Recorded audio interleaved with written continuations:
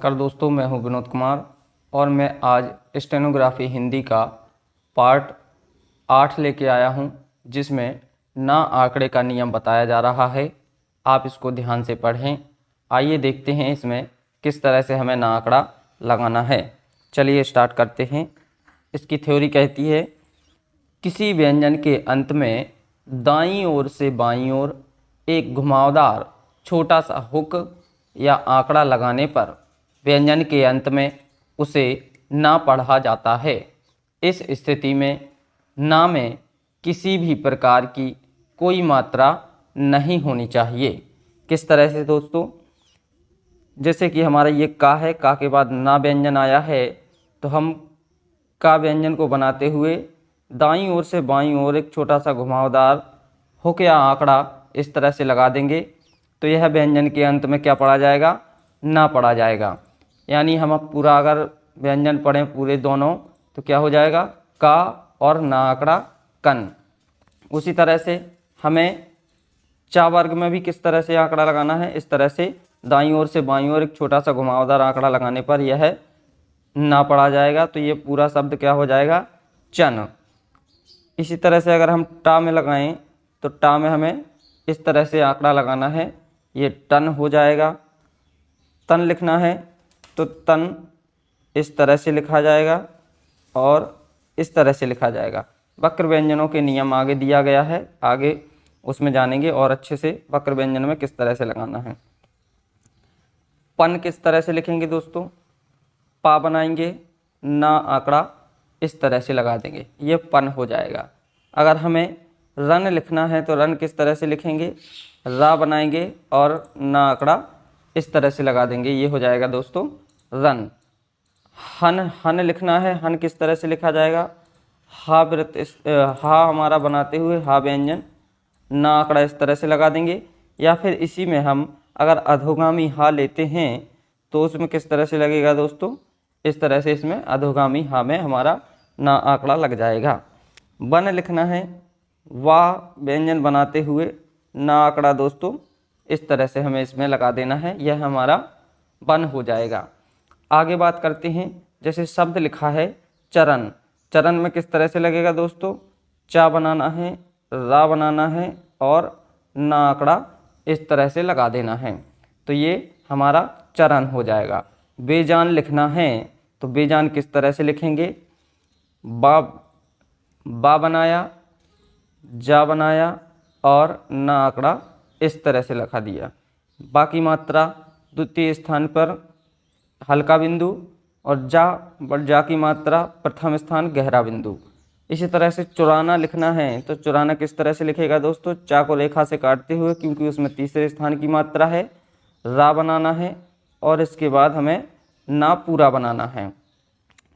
चा की मात्रा तीसरे स्थान की हमें अगले व्यंजन की बाईं ओर, जैसा कि हमने पिछली क्लास में मात्रा स्थानांतरित करने के नियम में जानी थी, क्योंकि यहाँ पे लगाने के लिए जगह नहीं बची है।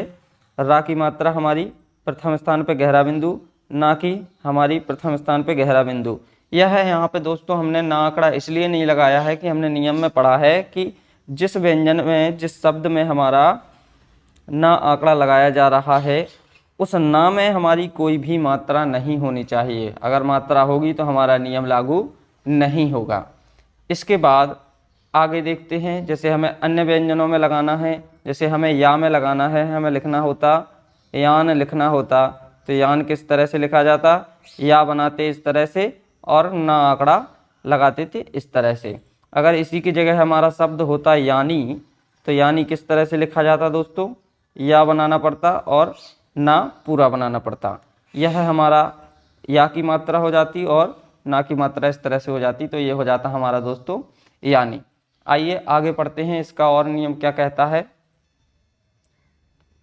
वक्र व्यंजनों में ना आंकड़ा लगाते समय ध्यान रहे कि आंकड़ा अंत में अंदर की ओर लगे तथा आंकड़े के बाद डैश नहीं निकालते हैं।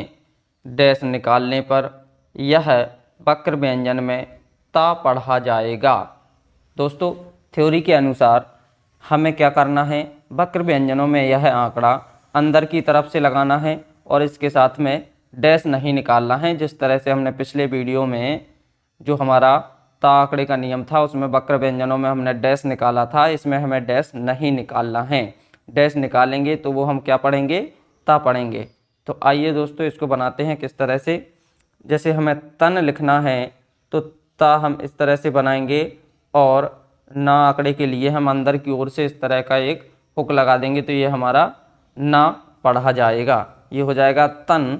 इसको हम दूसरी तरफ से भी बना सकते हैं इस तरह से, ता और ना तन। इस तरह से थन लिखना है तो किस तरह से, डैश बा ऊपर लगाते हुए ये था हो गया और इसमें हम ना बना देंगे इस तरह से। दूसरी तरह से किस तरह से, इस तरह से हमने थन लिखना है।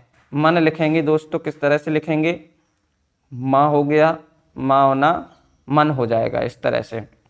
जैसे नान हो गया तो नान किस तरह से लिखा जाएगा हमारा, इस तरह से ना बनाना है और ना आंकड़ा इस तरह से लगा देना है और ना की मात्रा प्रथम स्थान पर गहरा बिंदु लगा दी जाएगी।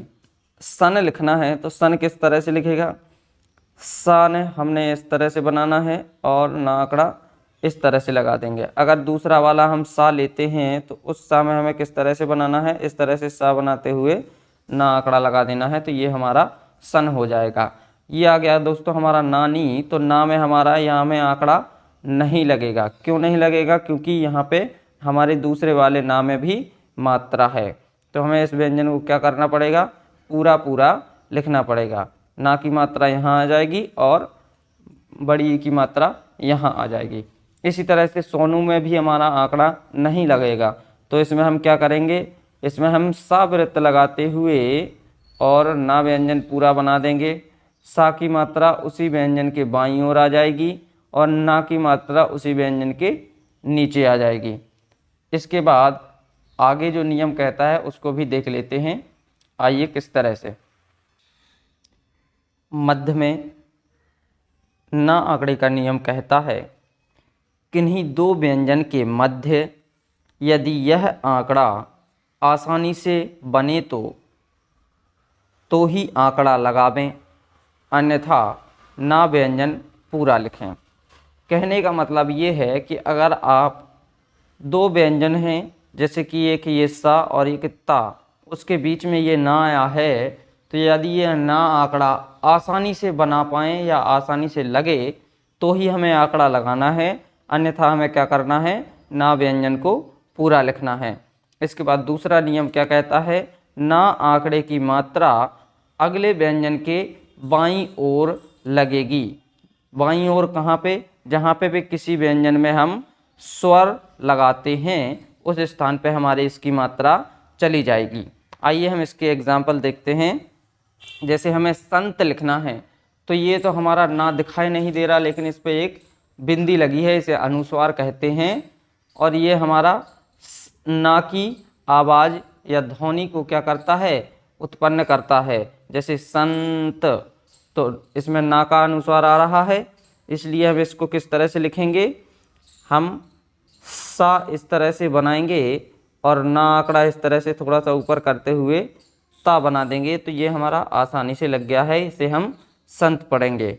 इसी तरह से इस तरह से बनाते हुए और इसमें हमें इस तरह से बना देना है। अगर आपको दोस्तों लगता है कि ये आंकड़ा आसानी से नहीं लगेगा तो इसके लिए आप क्या कर सकते हैं, फिर आप नियम ना लगाएं, सावृत लगाते हुए ना बनाएंगे और ता आंकड़ा भी पढ़ लिया है तो इसमें हम ता आंकड़ा भी लगा देंगे। तो आप इस तरह से भी इसको लिख सकते हैं, संत। इसी तरह से हमें बसंत लिखना है तो बसंत किस तरह से लिखेगा, वाह हम इस तरह से बनाएंगे, सा हम इस तरह से बनाएंगे, ना आंकड़ा लगाते हुए ता बना देंगे इस तरह से। अगर आपको इसमें भी लगता है कि आंकड़ा हमारा सही नहीं लग रहा है तो इसमें आप क्या करेंगे, वाह बनाएंगे, सा व्रत लगाते हुए ना बनाएंगे पूरा पूरा और ता बना देंगे बसंत। तो इस तरह से हमें यह आंकड़ा लगाना है। जैसे इस संसार में हमें आंकड़ा लगाना है तो संसार में हम आंकड़ा किस तरह से लगाएंगे दोस्तों, इसमें हमें सा बनाना है इस तरह से, ना आंकड़ा लगाना है, फिर सा बनाना है और फिर रा बना देना है। सा में और ना में कोई मात्रा नहीं है, अगले वाले सा में मात्रा है, तो हम इस तरह से प्रथम स्थान पर एक बिंदी लगा देंगे तो ये हो जाएगा हमारा संसार। इसी तरह से हमें कलंदर लिखना है तो कलंदर किस तरह से लिखेंगे हम, इस तरह से हमें का बनाना है, ला बनाना है, ना आंकड़ा लगाना है, दा बनाना है और रा बना देना है। तो ये हो जाएगा दोस्तों आपका कलंदर। इसके बाद पाबंद लिखना है तो पाबंद किस तरह से लिखेंगे, पा बनाएंगे, उसी में बा बनाएंगे, फिर इसके बाद ना आंकड़ा लगाएंगे और दा बना देंगे। पा की मात्रा कहाँ आ जाएगी, प्रथम स्थान पे, इस तरह से। तो ये हो जाएगा पाबंद। इसके बाद लिखना है दोस्तों बुनियाद। बुनियाद किस तरह से लिखा जाएगा, बा को हम रेखा से काटेंगे। अब इसमें हम अगर ना आंकड़ा लगाते हैं तो हमारा या नहीं बनेगा, इसलिए हमारा इसमें नियम लागू नहीं हो रहा है। तो हम क्या करेंगे, ना पूरा बनाएंगे, या को इस तरह से बनाते हुए हमें दा बनाना है। बा की मात्रा तीसरे स्थान पर इस तरह से, ना की मात्रा यहाँ पे, या की मात्रा प्रथम स्थान पे इस तरह से, और दा में मात्रा नहीं है तो हम इसमें कोई भी मात्रा नहीं लगाएंगे। ये हो जाएगा बुनियाद। सेंटर लिखना है तो सेंटर किस तरह से लिखा जाएगा, सा हम इस तरह से बनाएंगे, ना आंकड़ा लगाते हुए टा बनाएंगे और रा बना देंगे। सा की मात्रा द्वितीय स्थान पे, ये आपका हो जाएगा सेंटर।